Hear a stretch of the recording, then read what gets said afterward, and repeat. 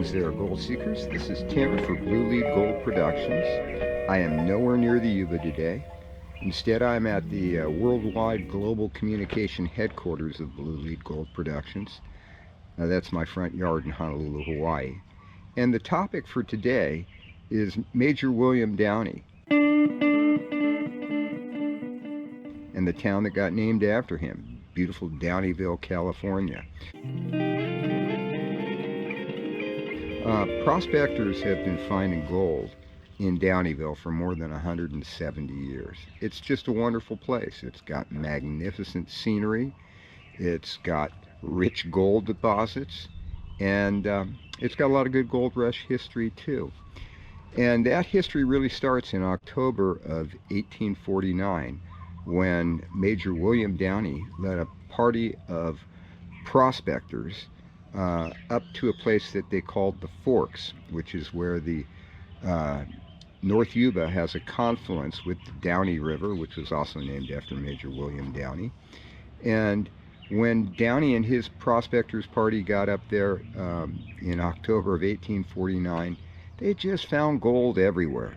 There was gold just laying around on the ground, and they could mine up as much as a pound a day per man, and made them all rich men.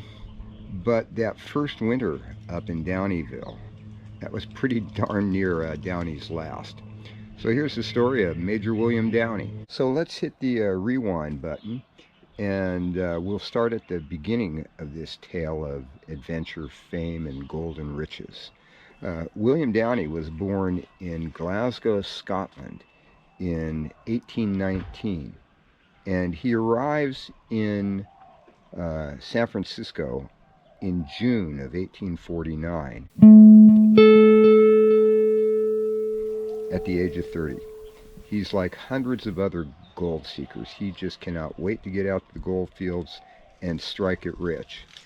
But in those days, it was a more difficult process than it is these days, where we just jump on Highway 80 and zoom from the airport out to the foothills of the Sierras.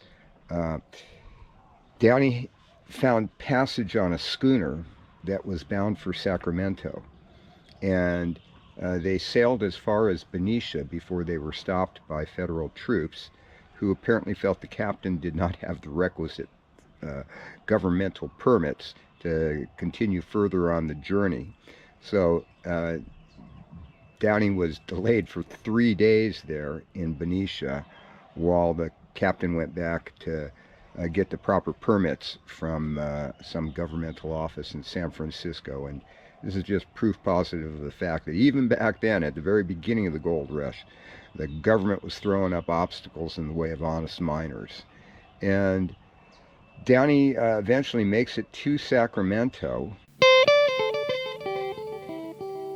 where he then hooks up with another merchant who is going to be taking a load of goods up to a place called Nye's Ranch, which is apparently close to present-day Marysville. From there, Downey makes it out to the gold fields. He heads for the Yuba River, and there's a whole bunch of miners camped out near Bullard's Bar. Now, the place where Downey was making camp and doing his mining is probably buried under the Bullard's Bar Reservoir at this point. But at that time, it was a bustling little mining community. Downey and another guy partner up, and they buy a rocker for 12.5 ounces of gold, and they set about mining. And apparently Downey was finding some gold. He was doing okay, but he wasn't getting rich there. And the conditions in the camp were apparently pretty rough. There was a lot of sickness, a lot of malnutrition. Downey contracts scurvy. He does later come across some lime juice, which he said was a capital antidote for the scurvy. But he, tries his hand at wing damming a stream. That doesn't go particularly well for him. And eventually he finds himself working basically as a storekeeper. And the momentous event is one day a couple of miners come in and they pay for the goods that they're buying from Downey with what he described as lumpy gold. And he basically said to himself at that point, that's it. He had made his mind up to head upriver and go find some of that lumpy gold for himself. But before we get further on this story of Major Downey's quest for lumpy gold, I want to read to you basically a description of an event that he witnessed at Bullard's Bar. In an 1854 letter to the Downieville newspaper, the Sierra Citizen, Downey described the following incident that he observed while he was at Bullard's Bar. Downey wrote, "Bullard's Bar was the first place in the mines where I saw a party organized to drive away foreigners. A party of 20 or 30 armed with pistols, rifles, and old shotguns, and a flag with the stars and stripes about the size of a pocket handkerchief. I asked one of the party where they were going. As they made a halt, he said they were going 30 miles up and down the river to drive off all foreigners." He was an Irishman. There were Irishmen marching that day to drive off the Kanakas, who had assisted Captain Sutter when he was in difficulty with the Californians. And they themselves had never been in the United States, and they were Dutchmen who couldn't speak a word of English for yawing, together with a few New Yorkers who were going to look for a good claim already opened, all going to drive off the foreigners. It's to Downey's credit that he saw the hypocrisy inherent in this mob's attitudes towards the Hawaiians. The Kanakas that Downey was referring to were Hawaiians who had helped John Sutter pioneer his farming and his ranching operations, and they had been there a whole lot longer than any yawing New Yorkers. The term Kanakas is short for Kanaka Maoli, which is actually the way that native Hawaiians would have referred to themselves. You wouldn't these days use the term Kanakas in polite discourse. But that is the way that Kanaka Creek, one of the richest creeks in the entire Motherlode, got its name. It means, a creek where there were a lot of Hawaiians. And Downey mined it at Bullard's Bar from August through September. He bought a rifle, he prepared and provisioned himself for the journey, and he was slowed down by the fact that he was having a difficult time finding anybody to go with him. Eventually, a group of colored, his word, not mine, miners came up to Downey's camp, sat down, had a drink with him, and they all agreed to go.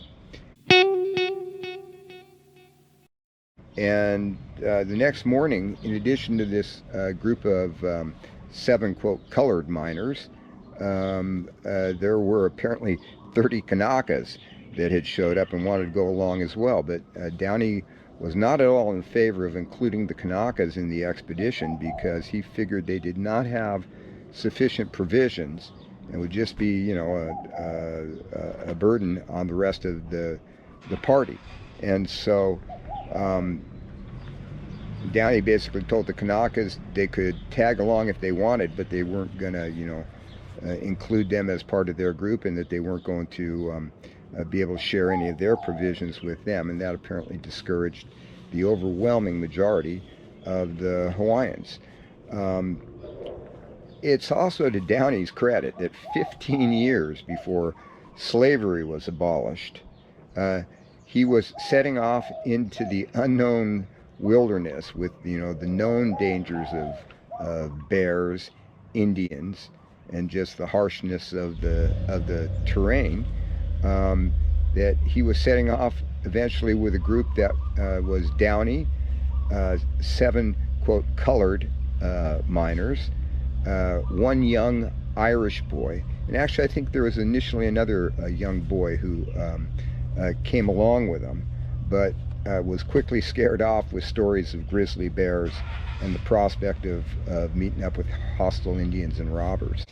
So after Downey and his party set off from Bullard's Bar, it wasn't long before they were joined up with by another Hawaiian and an Indian. The Hawaiian's name was Jim Crow, and Downey writes in his letter to the Sierra Citizen that I was now the only white man in the party except Michael DeVernay, and he was a little boy, but Mike was a brick. And they made their way along the steep ridges of the canyon of the North Yuba. They passed up the trail that would have taken them down to Goodyear's Bar as kind of a cutoff, and they just kept going for approximately 7 more miles until they eventually descended down into a place that they called the Forks, and they began prospecting. And when they got down there to the Forks, they discovered some incredibly rich gold deposits. At first they stayed together and camped at a place that was called Jersey Flat. Soon they discovered a small gravel bar at the lower end of an area that would later be called Zumwalt Flat that, as Downey said, prospected well. Downey and 3 of his mining partners used a rocker to mine up 12 ounces of gold in their first day. Zumwalt Flat is located about 2/3 of a mile up the Downey River from the confluence with the North Yuba. And while they were camped there, some of the miners made as much as 14 ounces of gold in a day by crevicing in the banks at Zumwalt Flat. Downey wrote that he would sometimes find several $100s in a few hours, very seldom using a shovel. And $100 went a whole lot further back then than it does these days. Downey also wrote that our mining implements consisted of butcher's knife, tin pan, and crowbar. Downey and his party were finding multi-pound fortunes of gold. And so, of course, they decided to stay through the winter. Downey described the winter mining strategy this way. He said, "We therefore agreed to abandon the crevicing business and to look up a bar where plenty of dirt could be easily obtained. Prospecting around Zumwalt Flat, Downey mined a spot that was later known as the Tin Cup Diggins. Downey claimed that the spot would pay $1 to the pan, which would be a little less than 2 grams to the pan these days. 4 of the men in Downey's party went up to the North Fork to a spot called Breyfogle Flat that had a gravel bar on the south side of the Yuba. So Downey moved his camp there and began prospecting.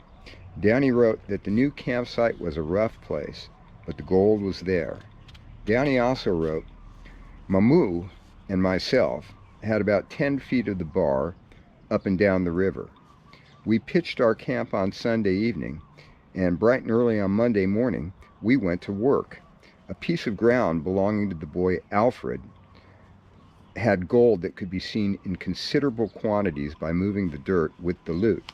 Several pieces could be seen on top of the ground, which Alfred covered up again as it was Sunday, and he did not wish to begin until Monday. Such was the effect of early teaching on that colored man. Soon after, the Kanaka came along and took the taboo off all the gold he could see. 2 of us took out 17 ounces on Monday, 24 on Tuesday, 29 on Wednesday, and I think on Thursday we had 40 ounces before noon. That night Mamu said, "Damn place worked out. No more gold, no good." We took out most of the gold while Mamu was cooking breakfast, as much as 14 ounces at one pan. As winter moved in, Jim Crow and 3 of the men in Downey's party headed back down the river. The plan was that Jim Crow and these other men would go down the river. They would use some of the loot they had dug up to buy supplies and come on back up the river and resupply Major Downey. Now, unfortunately for Downey, he wasn't going to see Jim Crow again until the following spring, which apparently was not exactly a warm and fuzzy moment for Major Downey at that point. He said, "The boys went down in the fall and had considerable money. They got on a spree somewhere about the blue tent, and we saw no more of them that winter. And as the winter rains set in, Downey described the situation that he had been faced with as, "Here was a dilemma. Plenty of gold, but no provision and no hopes of getting any." So Downey struggled through that first winter. And he wrote, "We could easily leave the forks with our blankets, but what was to be done with the gold? If we went below, we would be killed on the road. At all events, we would be robbed. So we thought, we didn't go below."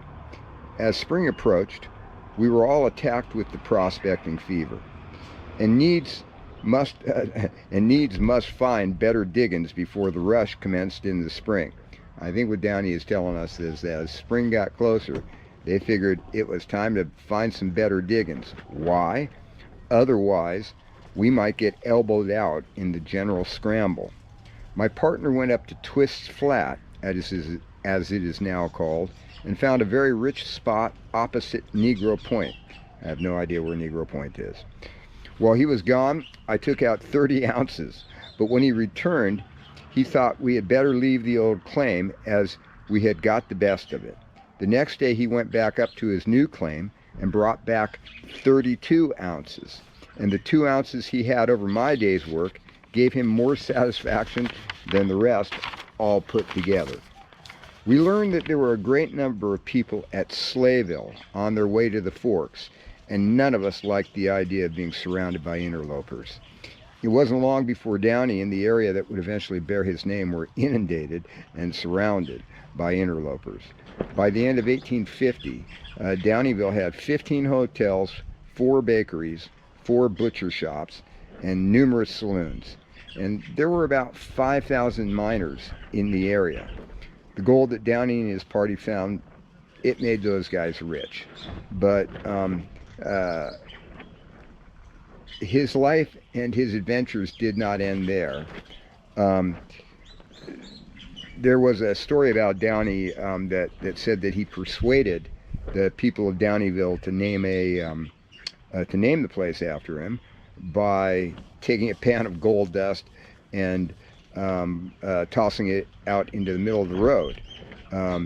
And that tale may be a bit on the tall side, but it is known as a fact that Downieville came in second to Sacramento in an election that was held in the 1850s to determine what the capital of Sacramento would be.